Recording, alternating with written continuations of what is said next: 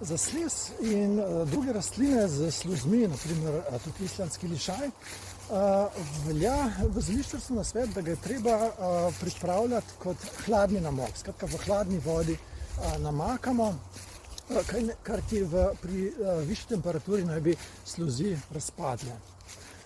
No, pri pregledu literature nisem mogel najti kakšnih raziskav, ki bi pokazali, da sluzi res razpadejo pri višji temperaturi, pa tudi glede na moj občutek na kemijske strukture teh snovi niso tako neodporne na povišano temperaturo.